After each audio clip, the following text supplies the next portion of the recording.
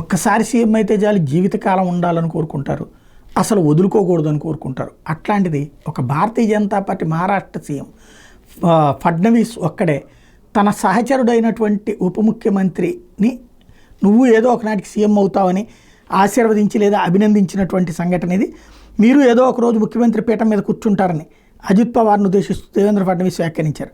నాగపూర్లో Maharashtra assembly శీతాకాల సమావేశాల సందర్భంగా గవర్నర్ ప్రసంగానికి ధన్యవాదాలు తెలిపే తీర్మానంలో ఈ సంచలన వ్యాఖ్యలు చేశారు.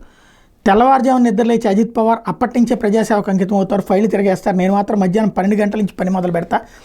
అదే ఏక్నాథ్ షిండే అయితే అర్ధరాత్రి దాకా కూడా పనిచేస్తారు. ఛానల్గా డిప్యూటీ సీఎం పదవిలో ఉంటూ అజిత్ పవార్కి శాశ్వత ముఖ్యమంత్రి పేరు స్థిరపడిపోయింది. కానీ నేను మాత్రం ఒకటే ఆశిస్తున్నా, అజిత్ ఏదో ఒక రోజు ముఖ్యమంత్రి పదవిలో కూర్చుంటారని ఫడ్నవీస్ అన్నారు.